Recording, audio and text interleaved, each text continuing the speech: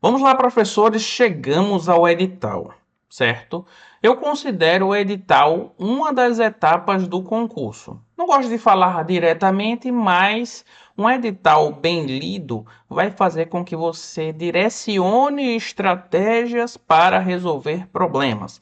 Lembrando que o concurso para docente, ele difere um pouco dos outros concursos pela sua sazonalidade. Não é sempre, não é todo ano que eu tenho um concurso para docente, diferente, por exemplo, do Enem, ou às vezes de concurso para instituições bancárias, que a gente sabe exatamente como funciona a dinâmica da banca. Então, aqui, os editais são específicos e eles podem alterar de certame para certame. Então, é extremamente importante que esse edital seja totalmente lido. Eu coloquei aqui para que a gente tenha em mente que ele pode ser um problema muito grave para o certame, desde que a gente não o conheça bastante. E é essa etapa que eu faço com vocês, porque eu deixei um checklist como atividade para que a gente construa todas as etapas e coloque todas as observações do edital. E aí precisaríamos ler. Ele é a regra do jogo, certo? Então, a partir dessa regra, a gente vai traçar as nossas estratégias. É assim que funciona. Não é assim que funciona um jogo normal, um jogo de basquete? Não traçamos as estratégias baseadas no jogo? Lembra lá, por exemplo, do basquete, onde está no final do jogo e o técnico pede uma pausa para criar uma jogada e tentar acertar a cesta. É isso que a gente faz no edital. A gente traça as nossas jogadas, a gente verifica como construir toda a pontuação para a gente efetivamente entrar no serviço público. É isso que eu quero que vocês entendam. Então vocês precisam ler o edital, não existe outra alternativa. Quando eu falo ler o edital, não é uma vez. Tá aqui, pessoal. O edital precisa ser lido mais de uma vez. Ele é a regra, ele vai definir todas as estratégias. O que é que a gente encontra no edital? O que é que tem no edital? Primeiro, eu tenho requisitos de participação, dentre eles formação acadêmica, titulação e experiências necessárias, caso seja a depender do edital, ele pode exigir que você tenha doutorado. Depender do edital, ele exige, por exemplo, que você tenha uma experiência com EAD. Já participei de casos, vou falar mais adiante. Cronograma, isso é extremamente importante para não perder nenhuma etapa do processo.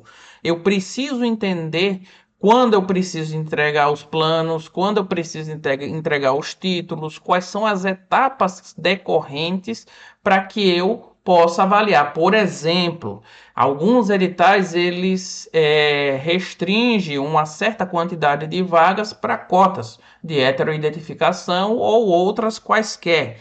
Existem etapas e cronogramas que você precisará enviar alguns documentos comprobatórios. Se você perder esses prazos, você não tem o que fazer. Então, é o típico caso da pessoa que não leu o edital.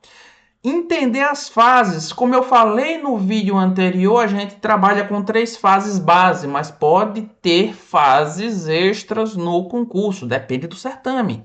Se a gente, e por isso que ele vai estar lá descrito.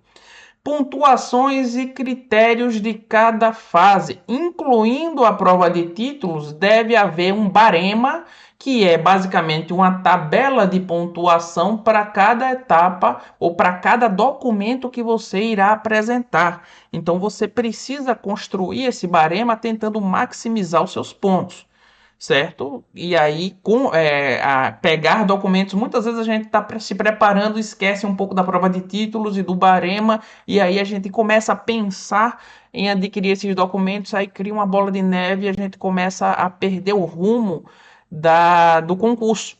Então, entender o barema, entender o que eu preciso, vamos etapa a etapa. Ah, eu preciso autenticar os meus documentos? Vou fazer a autenticação e assim por diante. Eu não vou apresentar algo que não está no edital, então isso é importante.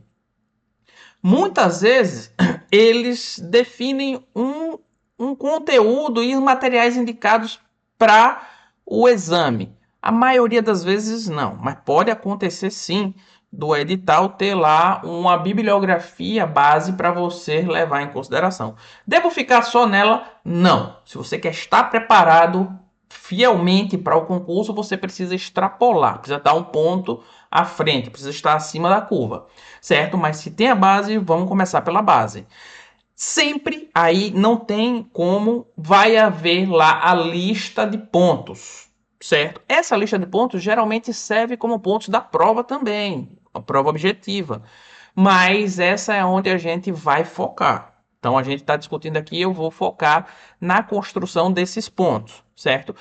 Tem 10 pontos, eu vou fazer 6 e vou deixar 4 à sorte, pode ser que não caia. Não. Se a gente quer passar, a gente tem que construir todos os pontos. Não existe a possibilidade de não fazer. E aí eu vou dar algumas estratégias para quando você precisar construir alguns pontos, a gente tenha em mente a motivação e utilização de inteligência artificial para potencializar os nossos objetivos. Mas, assim, é apenas alguma recomendação caso o tempo esteja muito escasso. Ok? Então, eu vou deixar 4 pontos específicos aqui para que vocês não esqueçam. Primeiro, aqui, não menospreze a leitura do edital. Por favor, se você chegou aqui, começou a fazer o curso, o edital não está pronto, beleza, continue. Se o edital está pronto e você não leu, não passe para a próxima etapa. Leia o edital porque existe atividades para o edital que você vai precisar construir, você vai precisar saber dele. Então, eu preciso que você leia o edital. Não menospreze essa etapa. Segundo ponto-chave aqui. Um documento, por exemplo, não assinado ou não autenticado pode cancelar o seu sonho e não é isso que você quer. Imagine você passou no concurso, passou nas etapas, chegou na prova didática, por exemplo, e você esqueceu de assinar o plano de aula. E lá no edital está dizendo que a assinatura do plano de aula é obrigatório. A banca não tem o que fazer, vai ter que seguir. Infelizmente, você vai ser reprovado por uma assinatura. Eu já vi acontecer. Por isso que eu quero deixar isso bem claro. Outro ponto interessante, necessidade de estar presente em todas as fases. Muitas vezes acontece de ser obrigatório no sorteio que você esteja lá. Muitas vezes é obrigatório que você fique confinado para a prova. Eu preciso entender quais são as etapas que eu preciso estar presencial. Muitas vezes eu não posso delegar pessoas para entregar os meus títulos, eu tenho que ir lá e conferir um a um.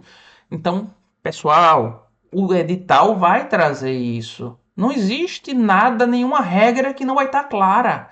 A gente precisa seguir, é simples. Então, façam isso. Criem um checklist. Último ponto, quarto ponto aqui, sempre que possível, tente recursar. Isso é uma coisa que eu gosto de falar para todos os meus alunos. A probabilidade de recurso vai fazer com que você aumente a sua pontuação. Obviamente, você precisa estar em alinhamento com o edital.